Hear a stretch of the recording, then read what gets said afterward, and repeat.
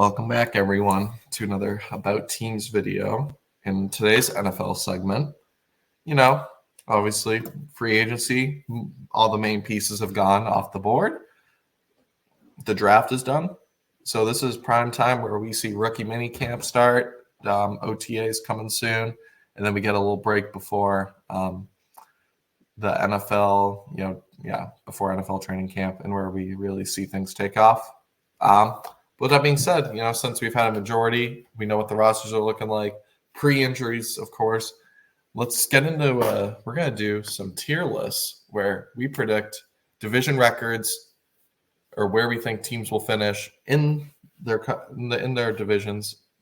Today, we'll just start with AFC and see where we get. I think this will be exciting. I think we'll have some different opinions along the way. But with that being said, Nick, should we start off with the AFC East?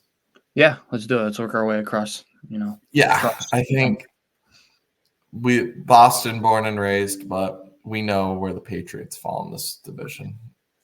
Yep, unless they pull some sort of miraculous Houston Texans, this is where my prediction stands. Yeah, I just don't think Drake May starts early enough. I don't think he should start at all really this season. I think they still need to get some weapons around him. We'll see how Polk is, the receivers they drafted early, what the offense looks like with Jacoby Brissett, a game manager, what the defense looks like with Jerod Mayo. They've always had a scrappy defense, but until then, I think these other three teams obviously just have more talent and they're just straight up better right now. But the next team, it's a big what if. The Jets. I'm saying this. I could see that here. I could also look at it like this way. We could say Dolphins won 11 games last year. Mm-hmm. They obviously lost some key pieces. They added some. Does Tua take that next step up? Or if the Jets are fully healthy, does Aaron Rodgers commit and is back to what he was before the Achilles injury? There's a lot of question marks with the Jets, but I do agree. But then there's also a lot of question marks with the Buffalo Bills. I could really see any of these three teams flip-flopping. I could see Buffalo disappointing, losing all their people they did. But I still trust Josh Allen the most. I would probably go Jets third, Dolphins second, Bills first. But how are you thinking this divisional shape? That's how I had it structured. Records-wise, I said Bills, 11 wins. Dolphins would be 10, so it would be kind of a close race. The Jets, getting Rodgers back is big for them. I can see the Jets win 9. I said 8 and 9 for their record. I know if everything clicks though. That's the one thing with me. If everything clicks, Rodgers is back, Garrett Wilson, Tyron Smith stays healthy. This team, that defense plays top 5 level. This team could win a sneaky 11 games. Yeah, I know that's their ceiling. Yeah. I think I would agree with you. I think that's their ceiling. If everybody's playing at their peak, they picked up Mike Williams, which is big for them. Yep. Wilson. When Breece Hall is healthy, he's ridiculous. We saw the tear he went on before he unfortunately tore his ACL. But I don't know. In my opinion, it's so tough for me after watching the Jets my entire life. Really only win like a few times, like not games, but seasons where they've had some success. And I can flip flop the Dolphins. That's the Dolphins and the Jets. That's the one I can. But that's where I was thinking, because if I look at Miami, their peak is like that last year. I think last year was their peak. They played incredible offense, but or the year before, everyone was healthy for a majority. This year, they lost key pieces. I think they got worse as a team. And we know their peak. Teams are going to have another offseason to plan around like these quick passes that they like to throw. Mm-hmm. Obviously, Mike McDaniel is one of the best offensive minds in this league. They'll find ways to score. They got 2 great receivers. But I don't know. Like, if I'm going ceiling first, if I say everyone's healthy, I like the Jets more than the Dolphins. But that's a big if. Like, if I were to bet money right now, I'd still take like Miami second, but like I like the Jets second because I think if everyone stays healthy, and we'll see quickly, I like the Jets roster better defense, great weapons. Like I know Miami obviously is the better two receivers overall, but Garrett Wilson with a real QB, Mike Williams, great jump ball receiver. Offensive line improved. Running back, Brees Hall, like we talked about, is a beast. I like the Jets, but until Josh Allen's dethroned, I think that's pretty consensus. Yeah, that was my main thing. I know you just said you had concerns about the Bills, and I think they have gotten worse roster-wise, but it's a quarterback league, and Josh Allen is one of the best quarterbacks in the league. So when I'm just concerned. It just I know two different styles of QB, but it reminds me of Aaron Rodgers was playing at that MVP level for the last 2 years. Packers had like that division NFC championship like ceiling. They get rid of Devontae Adams. You saw how much of that offense took a hit, and they missed the playoffs entirely. I don't think that will happen, but if Keon Coleman isn't worth that first round pick, then there could be concerns. Or I think like late second. Or it was like an early first pick. It was the first pick of the second. They traded out 33rd pick. The 33rd. But basically first rounder or late first round, 33rd pick. But if he doesn't work out as their number one target, then there could be some problems. But Dalton Kincaid, I love. James Cook took a huge step. But we'll see how this goes. Mm-hmm. But I like, for now, Bills for sure. You want to go south or north? I think let's go AFC South first. Yeah. I agree. This is an interesting division, but I think without a doubt, Texans are number one. The additions they made this offseason, they were a division round team last year without Tank Dell. Now they got Tank Dell back. Stephon Diggs, Danielle Hunter, free agent signing. This team looked like, a cute story. Now they're ready to compete. Is this like record for the fastest rebuild like in NFL history? Yeah, because they look like the team that's going to challenge the Chiefs. My only concern is, and I think it's like not obviously. I think it's overlooked and rightfully so because he had such a good first year. Film is out on CJ Stroud, and teams are going to plan around his weaknesses this summer. He's not going to catch the league by surprise, like playing at that top 10 level, but. Houston got more weapons for him. I mean, that might be up there for best trio in the league. Nico Collins, Stephon Diggs, Tank Dell. They got great weapons for him. I think they were able to. I'm not sure if they re-signed Dalton Schultz at tight end, but they got. They did. They got weapons all over the place. That defense was great under DeMeco Ryans, and then you got a super, in my opinion, superstar pass rusher Danielle Hunter was top 5 in sacks last year. Just so good.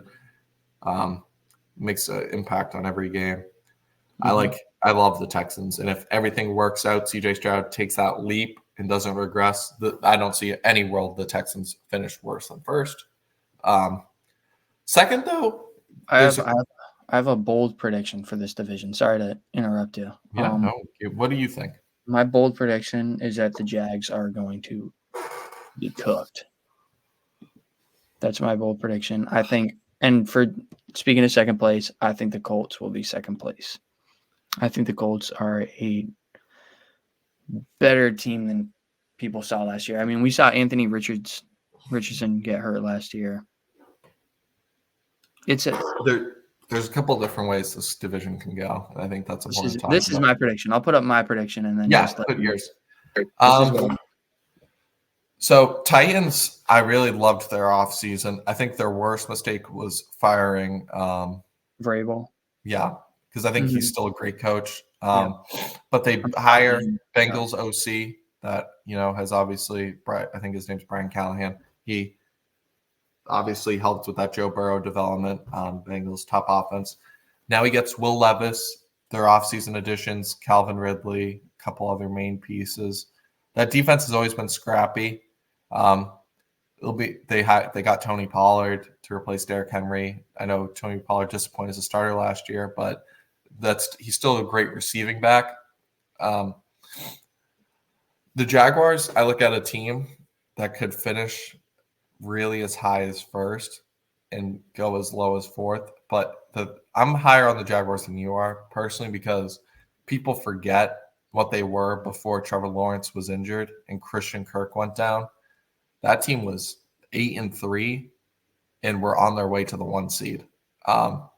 They looked like a Super Bowl team in my eyes because Trevor Lawrence, when he has, I don't know what it is. Christian Kirk was always their best receiver last year. I know Calvin Ridley had the 1,000 yards, but Christian Kirk's that reliable security blanket. And now you get a big play Gabe Davis. He's inconsistent, but he's a deep ball threat, which I think can be good to take the top off this defense because Calvin Ridley, even though he had 1,000 yards, it took him a while to get back into shape. And I think he'll also be much better on the Titans. But I see what you mean. This is going to be an interesting offseason, or it was an interesting offseason for the Jaguars. It all depends about Trevor Lawrence. Yes.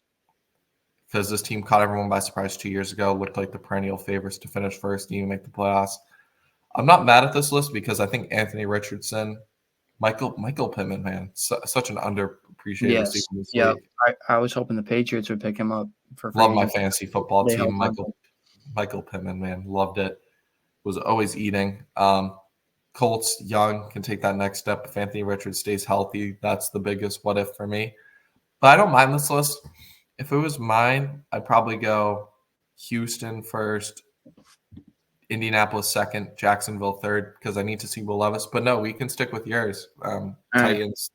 I'm not mad at it. I mean, Jacksonville, it all depends about Trevor Lawrence because in my eyes, even when they were 8-3 and I thought they were a Super Bowl team, I wanted to still see more from him. But he just I agree, yeah. But that defense was scrappy for a while. Travis Etienne will really put the team on his back. Yeah, during Travis. that time. You still got Josh Allen that I kind of love, but we'll see. Like I said, I'm not mad at it. It's a bold take, but we can always revisit this maybe in a couple weeks, see where things are lining up. But I'm not mad at it. Yeah, and going back to what you said about how they started 8-3, right? Number 1 seed in the AFC. I think them losing that and missing out on the playoffs after starting like that is kind of a huge blow to a team's confidence and their ability to get back to that. Yeah, because I mean, we've seen it before. I mean, the Patriots did it 2 years ago. Mac freaking Jones had the Patriots as the 1 seed and absolutely crumbled. Mac Jones is now on the Jaguars. Yeah, so maybe he can teach them how to blow another 1 seed. I'm curious, though. Jacksonville used that first-round pick to grab a receiver, Brian Thomas. I love We'll Brian see. Thomas. What? I'm like an LSU guy, so I think Brian Thomas is a great pickup. I mean, he's a great deep ball threat. I think he led the SEC in touchdown catches. He might have led the country in touchdown receptions. So I know Gabe Davis is inconsistent, but he has that ability to go off, but he also has that ability to just disappear. But it's a gamble. And if you get him, a healthy Christian Kirk, Brian Thomas out of the draft, maybe you're looking at a better wide receiver room than just Calvin Ridley and Christian Kirk. We shall see. Obviously, you got Etienne at running back. You got the skill position. So Trevor Lawrence, I think, has the weapons. Doug Peterson, I think, is still a great offensive mind. It'll be interesting. Jaguars could finish, for me, as high as first if CJ Stroud does take that step back and people are able to figure him out a little bit, kind of like the Jalen Hurts situation. But we'll see. I still love the Texans. Yeah, they're probably the betting favorites there right now. Yeah, but it wouldn't surprise me because this is one division where, like, if Trevor Lawrence does take that next step, this team could be first. But we'll see. I say let's do AFC West. Yeah, I wanted to go to the West and save the North for last because I think that's the best division. Yeah, AFC West until proven otherwise. Yep. Sleeper, or not really sleeper. I like the Chargers second in this division. I think Jim Harbaugh has that ability as a coach just to rally a team around for like the first couple of years in the NFL. We saw how competitive he made that division, or how quickly the Niners became a championship team under him. I loved their draft in a way because I was, thinking, they're going to take Malik Neighbors or Yeah, Malik Neighbors, or what was the other guy? Roma Dunze. Dunze. Yeah. But they got Joe Alt, franchise changing left tackle. Yeah. And then they were able to trade it back up to get the Georgia receiver, Lad McConaughey. Lad McConkey. Yeah, pronouncing his name wrong. Smaller guy, but I mean, he was Yeah. one of the higher rated. I wasn't a huge fan of him in college, Yeah. but I mean, he's a Georgia guy.